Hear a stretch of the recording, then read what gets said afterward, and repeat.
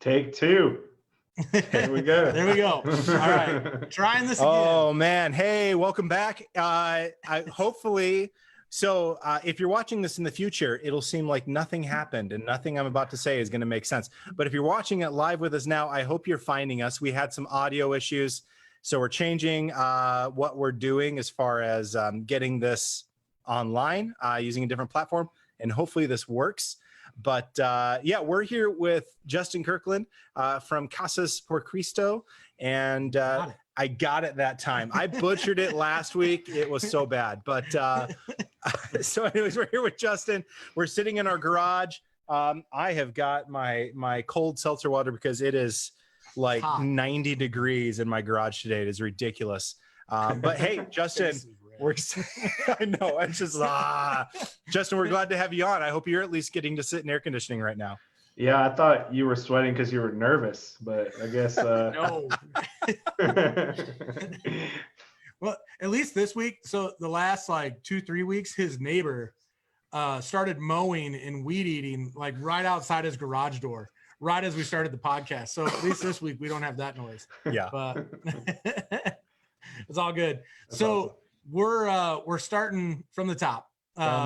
Sorry, man. I'm gonna make you do it again. Give us a brief description, who you are, what you do, your family.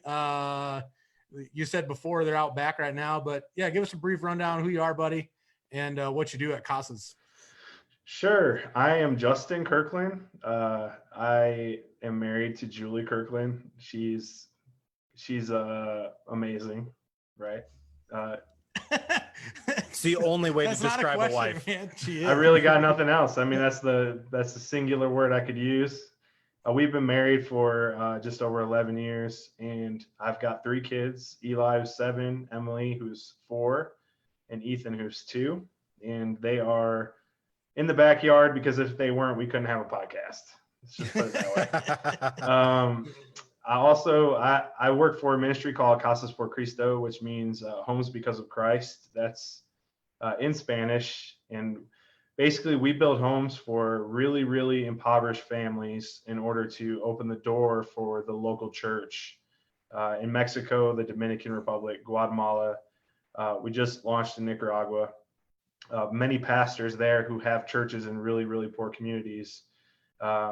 We build those homes so that they have an opportunity to come into a family's life and minister to them and lead them to Jesus and the neighbors and extended family and friends. That's why we do it. I didn't mention this before, so good thing we're on take 2 here. We also do it because we want to inspire the people that come on the trips that work with us to fall more in love with Jesus, to make him the center of their life and to serve him every day. So it's amazing ministry to be a part of. I've been here since 2006 with 2 internships, and then we were talking about my official start was in 2008, 2009, right in there. So it's been an amazing ride so far. Yeah. So what you were saying earlier, for those who were previously listening when the audio kind of started going bad, about the time you started or unofficially started, that's about the time the cartel violence and all that stuff was really ramping up. You dropped from about 425 homes a summer or a year down to about 125. Did you say? Give or take? Just about right there. Yeah. Yeah. And it's funny because like, I think my first trip was 2014, 2013, Kathy? 14. No, 13, 2013. And I think now I'm at the point where I'm losing track of the trips that how many trips I've gone on, but every time I go, or every time I say my son is going to go, people are like, oh, aren't you worried about the violence? No, like, I've never seen anything. I've never felt in a position where you guys had put us in a compromising position. You know what I mean? Like, it's weird. I mean, it's been 10, 11 years since all of that stuff really ramped up, but yet that fear persists. So it's kind of strange. I don't know if you can elaborate on that or if you want to, but. No, I mean, I can't really say add too much to that other than there will be a fear perception for a very long time. You know, the crazy part about it was I feel like when that stuff went like big in the media was like really when public information like really was taking off through social media platforms. And yeah, there's still people that are freaked out to cross the border and go into Mexico. We never stopped, but I would never claim that there weren't things happening, you know, Right. in that time frame. It just the news likes to make things entertaining and suspenseful, you know, because people like to watch that. And the reality is, you know, what the things that they highlight are a speck of the day to day of what really happens over there. You know, people, it's just like today, you know, if all you watched was the news, you'd be terrified to go out of your house. But I've been out of my house like 2 or 3 times to go to the grocery store, the hardware store. But I've been trying to be respectful of what our local leaders have said and whatnot. But I mean, it just, other than people wearing masks and there's a little less traffic, I mean, it just is like every day, you know, like there doesn't seem to be imminent danger, and people aren't keeling over on the sidewalk because they breathed in coronavirus. And you know what I'm trying to say? Like,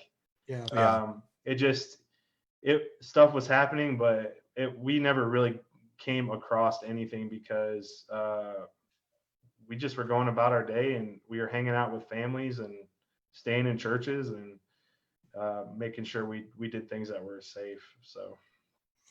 Yeah. And I mean, about the time too, where our call cut out or our video cut out, you had also kind of mentioned, you know, when you went down in 08, 09, that first year, you guys were in like a tiny little apartment. It was cheap to even free at one point. But you still felt called to do it, even though you weren't getting paid.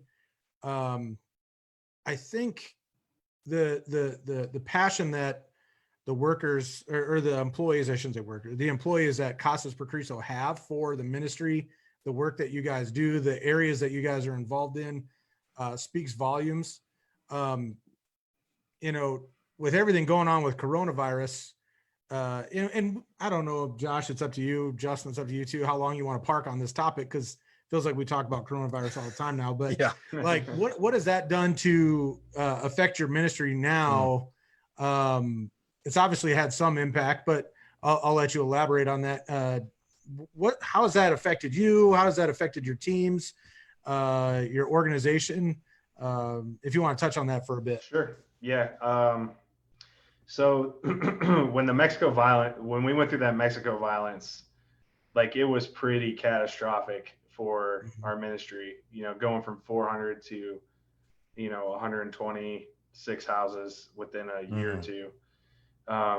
It really slowed us down. And I think some of you guys would realize at the moment that a slowdown, even though what's causing it is bad, there's silver linings in there, you know, like I've spent more time with my family.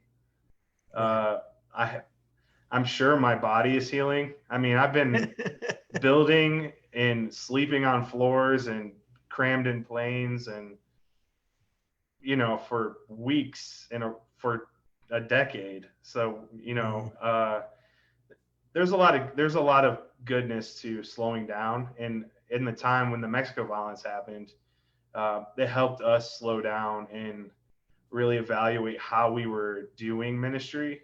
So this coronavirus stuff is, I'm going to say, 4 times catastrophic to our ministry as far as slowing down.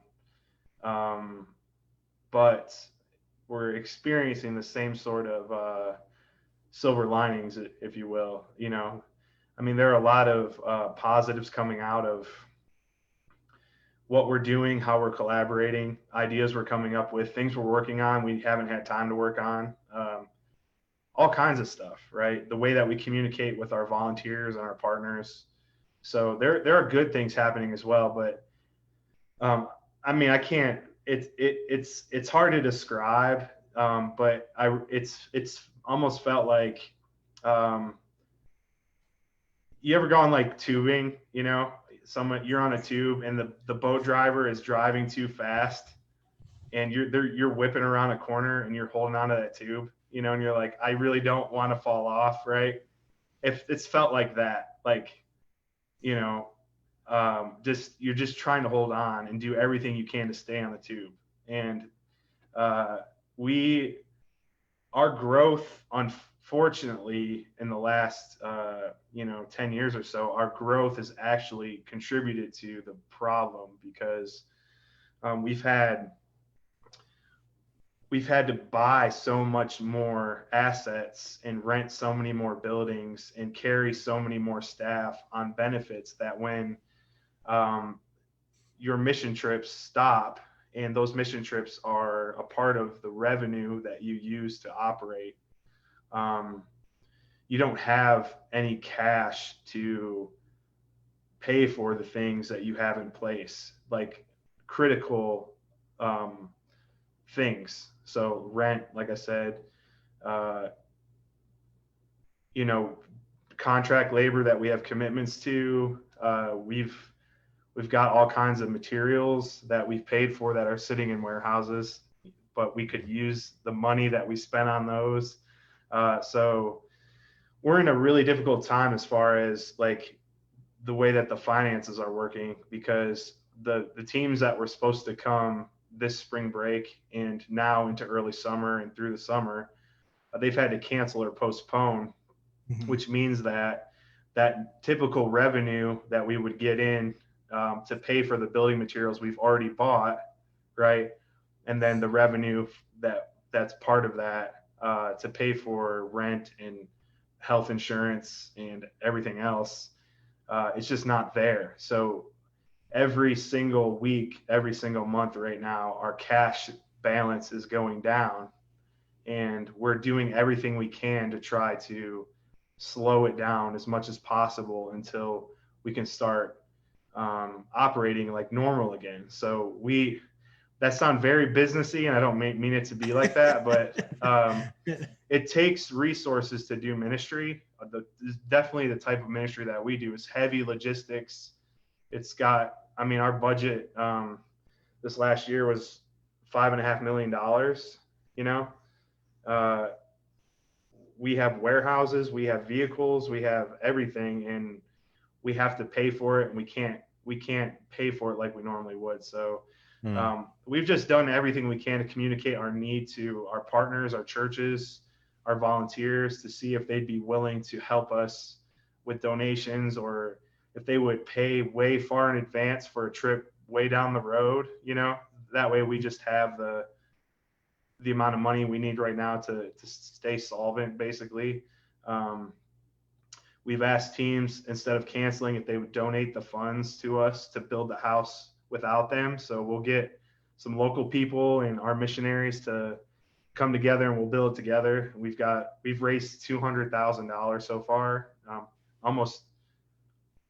We're between 200 and 300,000 somewhere for that, which is incredible. Okay. So, and I've been able to schedule, I think, almost 30 homes to be built from those funds, which is really great. So, anyway, in summation of all that, I know I talked a lot there, but it's a very interesting time, because we're fighting for our life, but in the same moment, people are being very generous and standing with us, and it's given this sense of this giant team that extends beyond our missionary staff, this family, essentially, right, that we have in our churches and our volunteers. And it's brought an incredible amount of encouragement and comfort, knowing that it's not just the 37, missionaries on staff. It's literally thousands of people that care about this place, this ministry that we're in. And we are in I'm gonna call it like a renaissance of creativity and learning how to do new things and working on projects and communicating. Look at this podcast type thing, right? We're doing these. It's been really amazing and really crazy. So, It's been intense to watch, businesses and not-for-profits and different organizations, and churches really figure out how to pivot in this time, and how to embrace technology. They've been predicting that we're going to have to make switches like this, for the last decade. And it was kind of like bit by bit by bit, we'd see different organizations kind of take those steps. Like Kellen and I were talking earlier this week, like even with Casas, just being able to do all your paperwork online instead of having to print off a form and distribute it to your team and have them fill it out and then scan it and fax it or email it into the office there. Like that's something that's only happened within the last couple of years. mm-hmm. And now all of a sudden we've all been pushed into this kind of technological, you want to say wonder, but with the issues we've had today, I'm going to say nightmare at times. But, talking about like fundraising and fundraising calls, a lot of times when you're asking for kind of big money, or generous checks to be written, you like to do that in person. You like to sit down with a person, kind of look them in the face. And now you're having to do that over phone or over video call. But so how close are you guys? Like, what is kind of your goal number Sure. for staying solvent? So we can go to zero. We can we could go to zero spend. We don't have any debt. We could break Awesome. we could break rental contracts, but it would be very painful.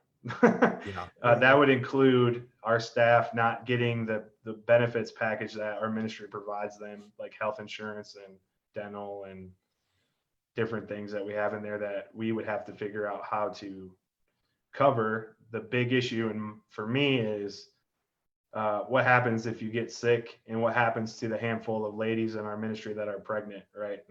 In that case. So I have no doubt in my mind that the Lord would provide for our staff if we went to zero, and we would wait it out. We would come back. So we don't want to be there. So again, to talk numbers here, I'm sorry for the people that hate this sort of thing, but we had projected at the current amount of spending that we were doing that we would be out of cash the first week of June, which is really soon, right? Yeah. So we put a plan basically to phase cuts when our cash balance hits a certain amount. So that plan given to our staff, but we held a web video call last week, and we just told all of our partners, hey, this is where we're at. If you can help us stay above these lines in the sand where we have to make these cuts, please help us, right? And also, when we get out of this coronavirus stuff, if you can come and serve with us as fast as you can and do as much as you can, it's going to help us bounce real hard. So we have gotten enough response in 1 week to extend that from first week of June to the end of August. Oh, wow. So, which is incredible, because what we had talked about in the call was at the current spend rate, we are spending $105,000 a month just on the mission critical items, right? So It sounds like a lot of money, but it's really not. And with an organization of our size. So we've got to August. We're in the game for the second round of the PPP loan from the government. I don't have I'm not going to place any confidence or trust that that's going to happen. But what I do believe in is I believe the Lord loves our ministry, and he's going to take care of it, and he's going to provide whatever it looks like. And I know that the people that I work with will do whatever we have to do to wait it out and come back. So there's no future where we like go bankrupt and close. It just doesn't exist. Like we can really go down to nothing and spring back. So we'll see. I'm confident. So So I'll pivot a little bit, Justin. I mean, and I think that's one way, you mentioned it earlier, like you guys have no debt. So that's one way, obviously, that Casas is different than a lot of other nonprofits out there. But you and I, over the years, and I heard another interview you had recently with our buddy Phil Tagg when you were at the Ransom Church. He had asked kind of a similar question. How are you guys different, though, than other organizations, other nonprofits that are serving overseas, either ones that are building homes, because there's other organizations that build homes like Casas per Cristo, but how do you guys differ, and how do you kind of respond to that person that says, well, why are you building overseas when you could build here? Or why are you building overseas when they could do it themselves? And, yada, yada, yada. You and I have had those conversations many times, but how do you respond to those questions? How are you different? And, why build in Mexico, the DR, Guatemala, and Nicaragua? Well, we better tack on 3 or 4 more podcasts so we could get through all this. Right. That's a loaded question, right? Yeah. It's hard to like just come from it from the perspective of we're different than this person or that person, because it's sort of overgeneralizing. I know there are a lot of similar ministries that have the type of values we do, and I really appreciate their values. I think that's the nicest way I could say it. So we believe in the local church, period, whether it's in the United States or it's abroad. And we believe that, that God is going to save the world through the local church, because the local church is a mainstay in the community that's there to grind out ministry and discipleship and walk through people through the hard stuff. I mean, that's what it takes. We're build this house, we have this big display, and we have an altar call and count the hands and slap that on a newsletter and collect money. That's not how we roll. We're connecting local churches in the United States to support local churches abroad, because those local churches abroad, they don't have any resources. They can't even afford a ceiling fan. Some of these places, some of the churches of pastors we work with in Mexico and the Dominican, Guatemala, I mean, their churches built out of pallets, So to have the resources to engage your community, they're just non-existent. So the challenge is the same. Imagine if you didn't have any resources to reach into your community as a church. You just were knocking door to door, and it's tough, right? So we do creative things with resources to try to build relationships and gain trust of people in our communities. And, we try to build long-term relationships through those resources, right, to open doors. And that's exactly what we're doing here. We're pairing the resources of our nation in those local churches and walking alongside of these other churches that have nothing, and giving them an incredible resource to reach into families' lives. What's beautiful about the way that God has set this whole thing up is, these rich American churches are paying for homes and coming down and providing a home for a very poor family, and doing this for this local church as a tool. But there's an exchange here, because anybody you ask that's been on our trips will tell you that they feel like they received more than they gave. Mm-hmm. Right? Where have we found that? In Scripture, right? Because that's exactly how God designed it. And what happens is, when somebody finally gets the courage to step out and go and do what the Lord has asked them to do, they find this beautiful thing that God has made that they didn't know existed. And it doesn't make sense, really, but it happens. I've built almost 300 homes for families, and every single one I build is rewarding.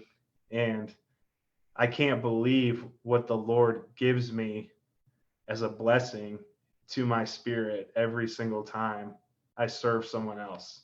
I hope that makes sense, but Yeah, absolutely. I was gonna say I stepped into a youth ministry as the youth pastor. I don't know, what was that, 6-7 years ago, and Casas and building with Casas had been part of who they were for the previous 10 years or something like that.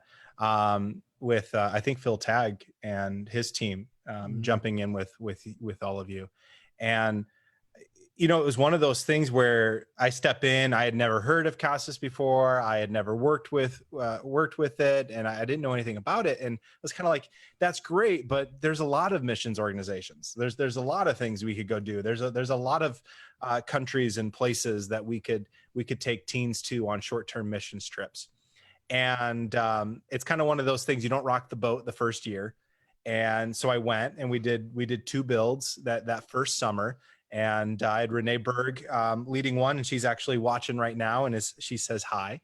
And then I had Brian and Carrie Poland leading another build, and we went down, and I got to hear the heart of Casas from some of the people who I think a lot of them are still on the team. In that first year, they were just interns, but they were so just. I mean, there was a passion and there was an excitement there that is hard to fake, one, right. And is contagious too. And then we get down there and we realize, oh, this isn't, and I think the way they put it is, it's not a short-term missions organization. This is a missions organization that's on the ground long-term, that just happens to do short-term trips as part of their mission, as part of the way they operate. And that all of a sudden was like, okay, this is so different. We're not just creating an experience to take teens on.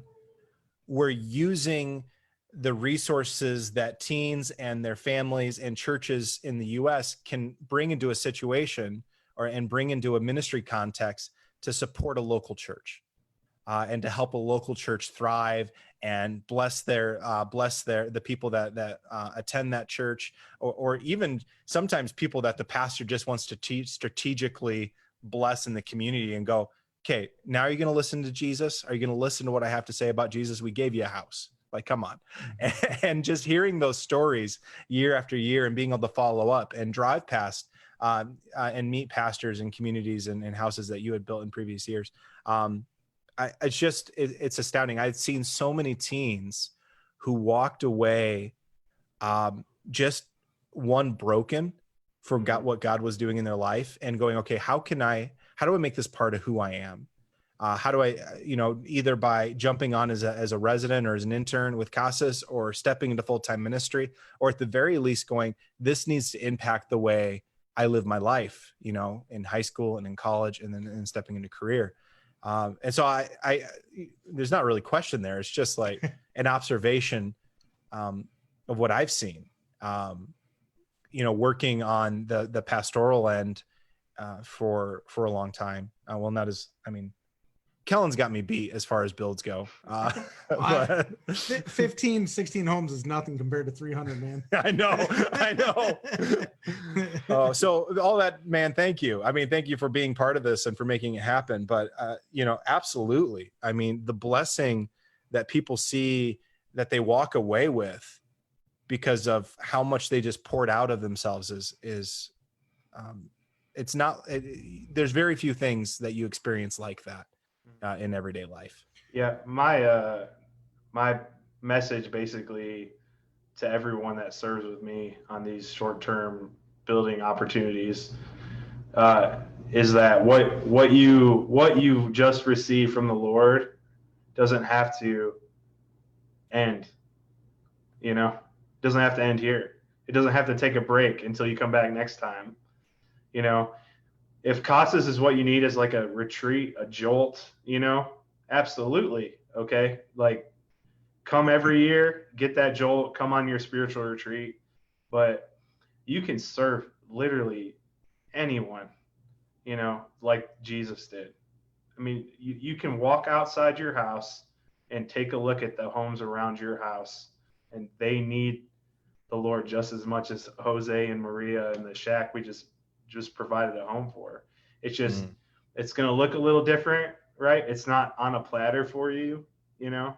It's going to take effort, but in that struggle, in that effort is the blessing, you know, because you are partnered with Jesus to redeem the world, and you are connecting with him in mission, and that is unique and special. And unfortunately, you know, not every Christian finds that or understands it. And well, and that goes to, you know, I sent you a text earlier today.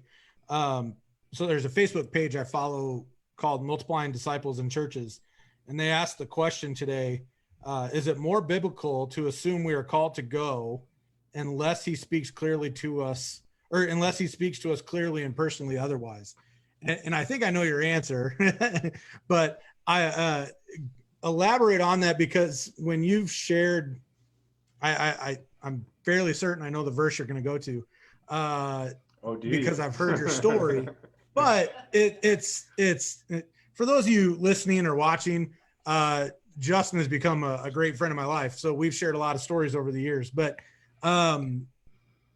yeah, share your thoughts on that.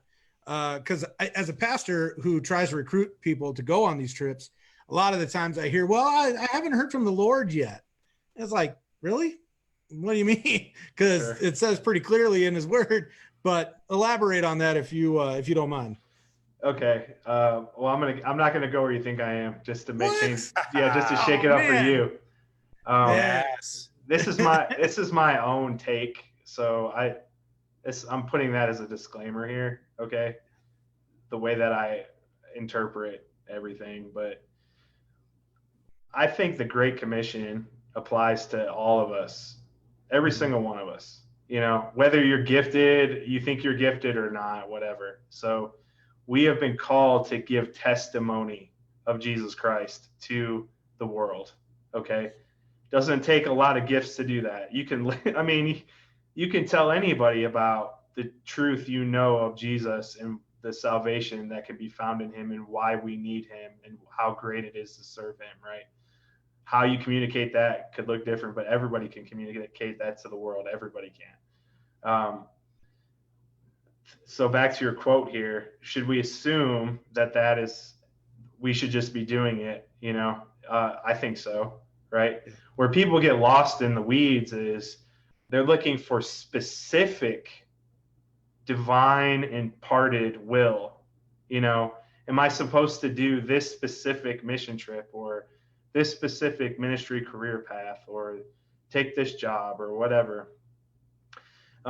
There are only a handful of people that I know of in human history that have received that personally.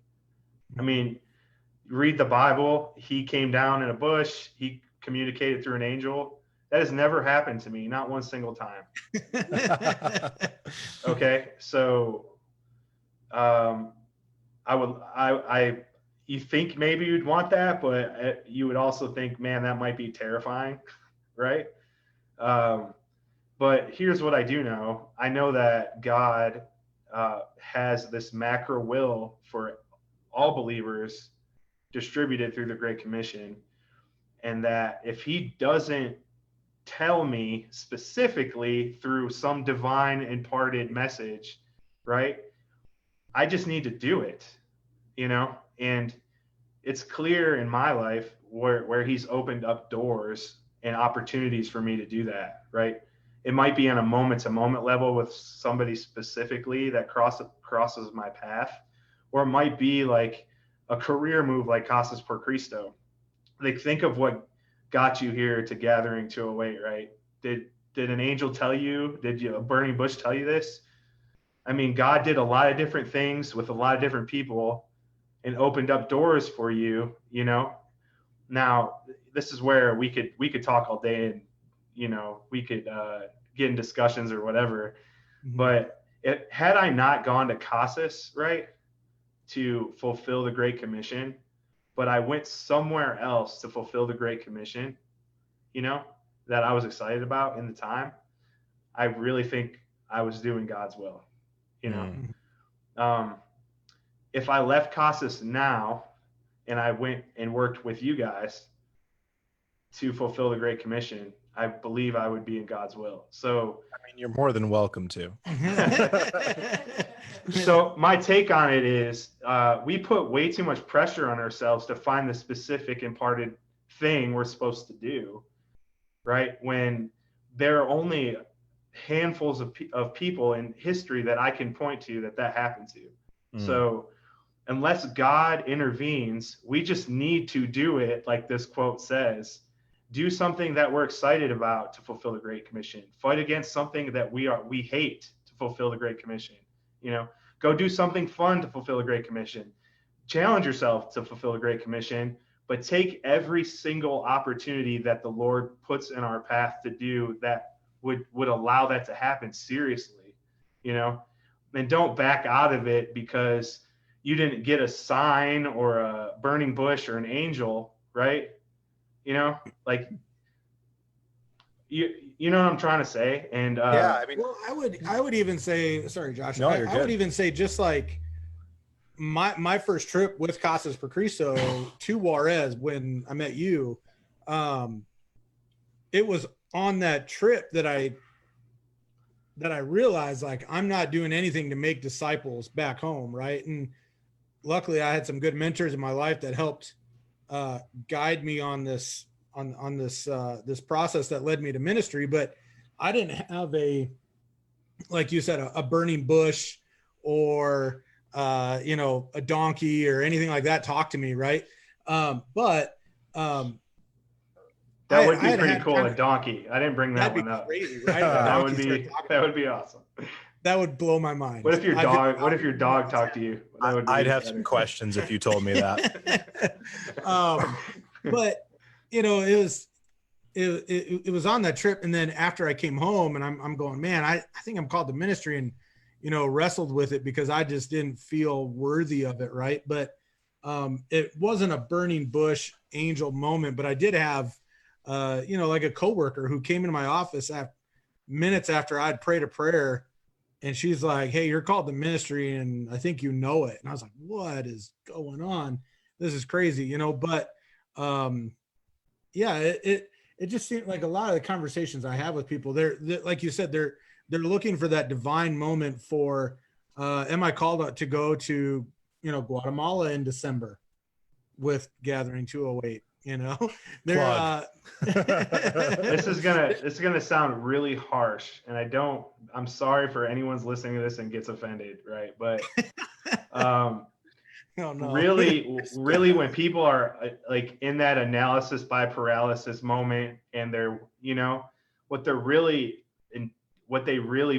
think is, I don't want to do this, and I'm looking for a way out. Right. And I will take any sliver of justification I can find to get out of it. Right. They might not even like verbalize it that way in their mind, but that's how it happens. You know, I'll talk. I mean, yeah. I was going to say, even in hindsight, you know, looking at the story I just shared, that's where I was at. I was like, I am not a pastor. I am not a preacher. I mean, I had no training in this. You know what I mean? Yeah, I went through seminary now, but even then, I'm like, God, this is the dumbest thing I've ever done in my life. Why did you pick me? You know, but yeah. I tried to justify. I was making good money. I had a good job, a good house, you know, all that stuff. But yeah, I was looking for all the ways to justify getting out of what God was calling me to do. Sorry, John. No, I was going to say, I had a similar, Eric and I went through the same thing with church planting. I mean, we had really very, very little desire to leave a community that we knew and we loved, and a stable position and a job or a house that we bought to go, you know, do a year of residency and then move halfway across the country and uproot our family and some other families as well, which we really didn't think was going to happen. And so Eric and I, you know, when we were trying to figure out what's God calling us to, we were putting everything else on the table except for the one thing that we knew God was calling us to. And then finally, there just comes that moment where you're just like, you can't do it anymore. And you finally just go, okay, God, let's take some steps. And then things just start falling in place. Well, I also know that you weren't alone. You were probably being attacked and being influenced in spiritual ways, to excuses and doubts, and it happens, man. I mean, the devil is a roaring lion seeking people to destroy. And in my own personal life and in a lot of my close friends, I've seen him attack them at very key pivotal moments of their spiritual journey with the Lord. If God provided an opportunity for you to serve someone else and he was going to draw close to you and it was going to change your life, you better believe that the enemy is right there with you, and to recognize that and to pray through it, like, Lord, like, help me see the enemy and recognize him, confirm things through the Holy Spirit that I know are truths, and help me make the right decision. Because if Jesus is the ultimate prize and he's who you love and are chasing and desire the most, and because of that, you have a burden for this world, if any opportunity to share about him and fulfill that great commission comes up, it seems like the natural thing spiritually for someone in Christ would be to be like, why wouldn't I do this? Like, there's no issues. Like, the Lord will provide, if I die, I die, right? If I don't, I don't. But we all know it's not like that. It's easy to say that because the enemy is right there with us.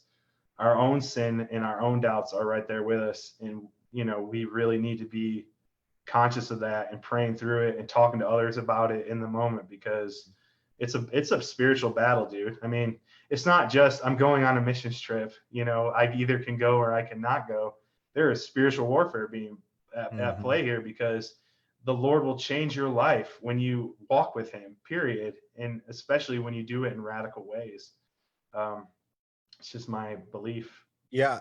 I think I've seen that with every person I've discipled, and in a lot of the teens that we would take on these trips, or who would, God has done really cool things in their life. But I mean, the conversation, it happens like clockwork. As soon as someone starts to not just like read scripture, but to fall in love with scripture. And as soon as someone starts to really, their heart is asking, God, what's next? How are you going to transform me? How are you going to use me to transform the sphere of influence I have and the world that I live in? All of a sudden they go, why is my life falling apart? Right? Like, people around me are getting sick. These old things that I thought I dealt with all of a sudden are becoming problems again. Like, finances are tough. I'm getting weird. Like, every single time we begin to take that next step with God, you can just see that attack happen where, and usually the only comfort I can give somebody is, it looks like you're doing discipleship right, because you are moving things and you are shaking things, and you're going to go through a moment of challenge before you get to that next stage where you can look back and go, oh, this is where God was taking me. I think sometimes God, you can get a whole nother conversation about what God causes and what he doesn't to shape us and mold us. But we do know that he uses all those experiences. The attacks that come from people and from Satan in our life, and from, or even if they're really refining fires from God, those are the moments where we really begin to step into the way that God has called us, the purposes that he's made us for. Anyways, sorry, it is almost 8. So what I'm going to do is if anybody has a question or a comment for Justin, post it below, and I will try to keep track of those things, and we'll throw them out here. And I know we had a lot of stuff to talk about, and we'll make sure that we plug both where you can sign up for signing up for trips with Casas por Cristo. Cristo, I did it again. You did it. You were good the first time. I did it right the first time. You did it right. Oh my gosh. Cristo, or if you want to go with Gathering 208 or on a Team Casas trip, we can get you hooked up with Kellen. And then also, if you want to give to Casas, we will put a link in the description and in the comments on where you can go to give a donation to help them through this, because they are, in my opinion, one of the best missions organizations that are out there right now. I want to, we want to make sure that even though, you guys can go to zero and you can always bounce back, that the breadth and the scope of what you do can stay on track. Right.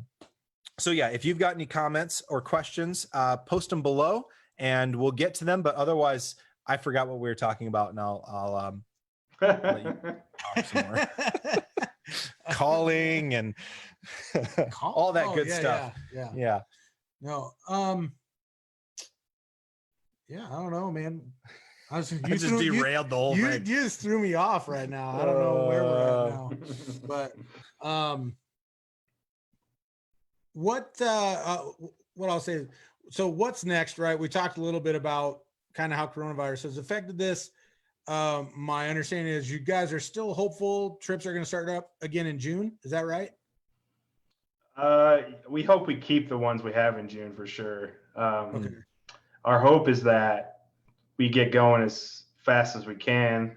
But we're not currently not anticipating things getting any better, at least until the mid to the end of the summer. So no one knows. That's the thing, every day is a new day with this stuff. So we're trying to take it one day at a time. The crazy part about it was, we were right when all this stuff happened, we were a couple $100,000 short of completing our vision for a time to build. You probably never heard this before, but we've been doing this campaign basically for the last several years to improve our infrastructure to be able to hire more, because we want to meet the vision God has given us to expand into most of the Hispanic countries in this hemisphere to do the same thing we're doing. So we're ready.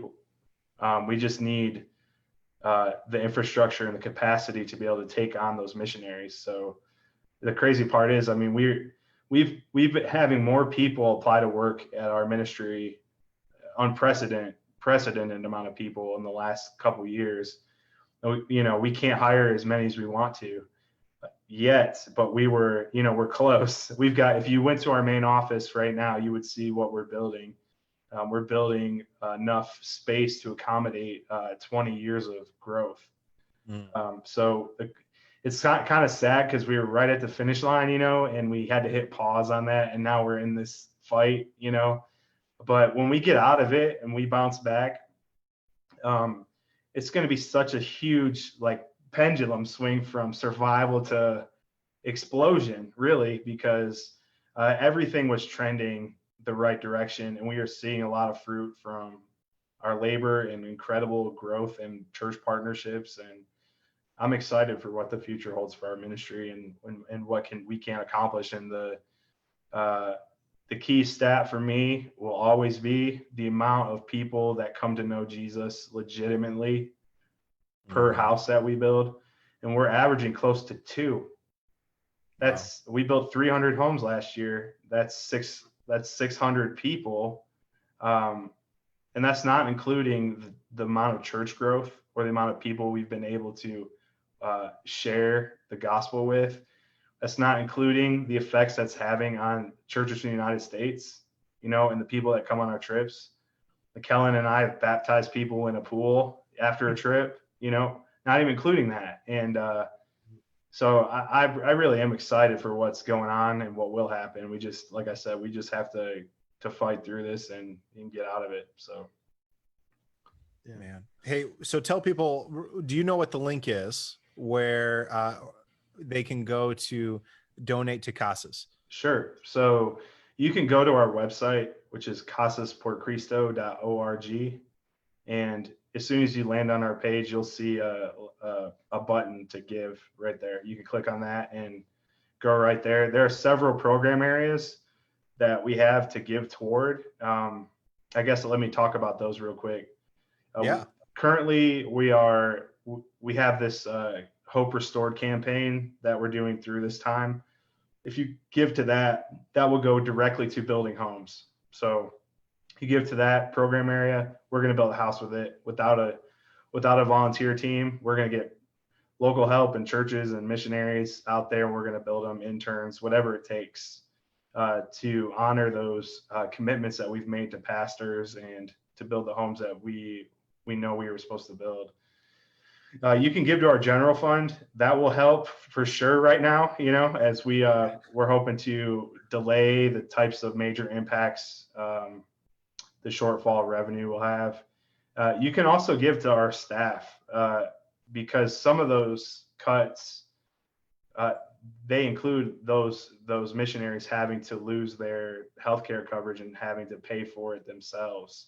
So they're going to have to raise money to cover their current coverage, or they're going to have to find a different plan. So any one of those is a great way to give. If whatever the Lord leads you to, if you're feeling called to give, any of those are a big help. Awesome. Hey, so we at Gathering 208 have our own trip coming up December. What do you want to give us the details real quick? So the trip that Josh is talking about, it's a Team Casas trip and Gathering 208 trip. Our goal is to do 2 homes. Our first goal is obviously Team Casas. And then the second one is we'd love to get enough people from Boise and the Treasure Valley area to do 2 builds. But bare minimum, we're coming down doing at least 1. But we'd like to do 2 if we can. So the dates of that trip would be December 27th to January 1st. We'd fly home January 1st.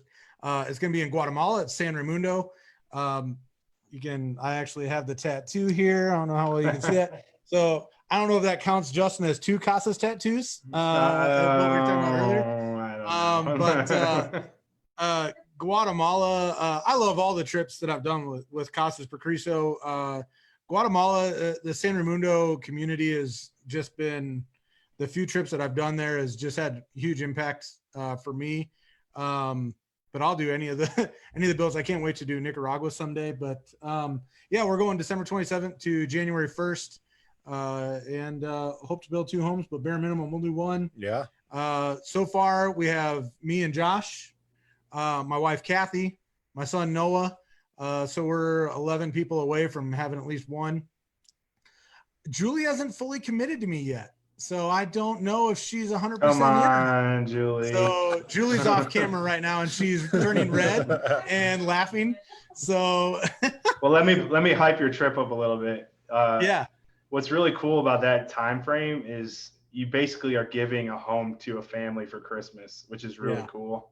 Just an extra some just benefit, blessing about it. And just like we've been talking about earlier, take the opportunity seriously. And I'm not just saying that because it's a Casas trip and I care about it. I'm biased here, but the Lord can change your life. He changed my life on a Casas trip in college. I'm still here, and this could be the thing that whatever you're going through or whatever you're missing, the Lord's is gonna provide, and He's gonna walk with you in this specific. He's planned it for you. He's got it ready to go. Don't let the enemy talk you out of it. If you feel that spirit within you feeling compelled to go, so it's gonna be amazing. It's gonna be a great trip. You're talking about, God will provide and the enemy trying to prevent you from going. You've kind of touched on that a few times. There was one trip that I was planning when I was at the Ransom Church. And a lady came up to me in the lobby before church service and says, Kellen, I'm not going. Take my name off the list. I can't raise the money. I've only raised $55. I can't go. I'm done. Take me off. And I was like, something was just eating at me as the Holy Spirit totally. But I was like, I'm not taking your name off the list. I want you to pray about it. And in a week, if things have changed, let me know and then we'll take you off. But for today, I'm not taking your name off the list. She comes up to me after the service. She's like, no, I'm not going. Take my name off the list. As she's telling me, take my name off the list, Jackie Smith, a good friend of ours, she walks up and was like, hey, here's the check. So I felt like the Lord was laying on my heart to donate to your trip. And it ended up being like the full cost for a trip, not to out Jackie, but she totally donated the entire funds for this lady's trip and she got to go. Right. So I hear it all the time from people. Well, I'm either not physically able, which this lady wasn't physically able to build a home, or they'll say I'm not financially able. And there's a list of all sorts of other excuses.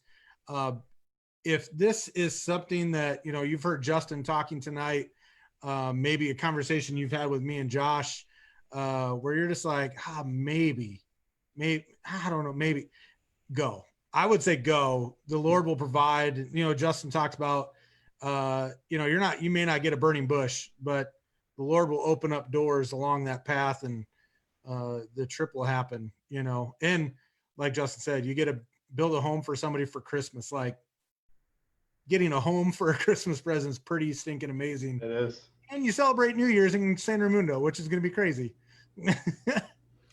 So if you're interested in going on a trip with us, you can message us on the Facebook page, or you can email us at hello@gathering208.com. And we'll try to get something up on the website as well, with a Casas page where you can, it'll link to how to get us your contact information, and we'll link also to the Casas site.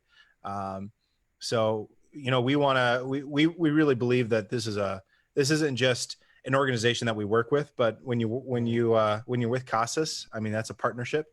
And we're excited to be part of that as a church plant and make that core of who we are. And Kel and I are both really passionate about making sure that is the way forward. And so, man, we're excited that I'm happy you could be on. You and I hadn't had a chance to chat before, and nope. Kellen won't shut up about you. And so we smell the same. We use the same body wash, right? That's true. Oh my goodness, we're getting TMI signals from the other people in the room here.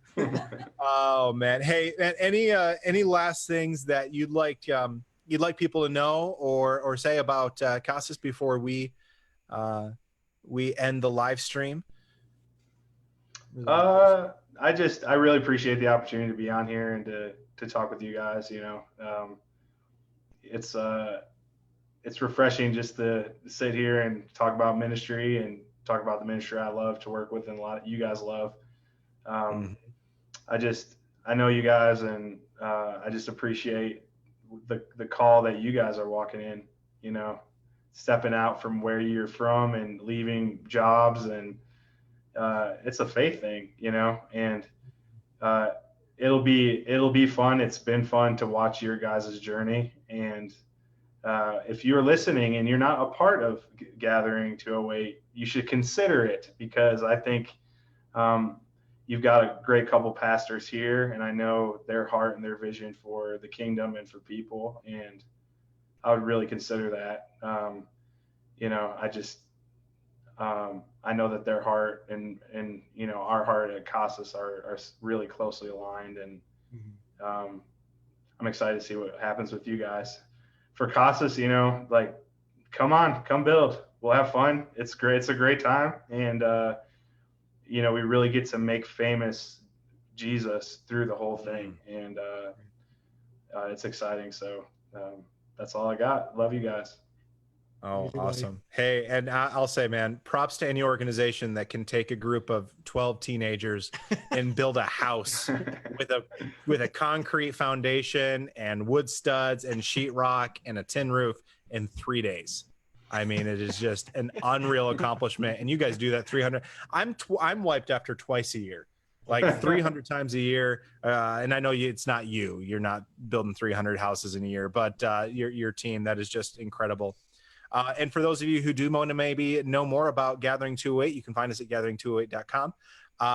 We also have a Bible study that we are going to be jumping into chapter 1 of Galatians this Saturday at 10 a.m. That's Mountain Time. And I believe the Zoom link is on our Facebook page, potentially. Otherwise, you can message us and we'll get it to you.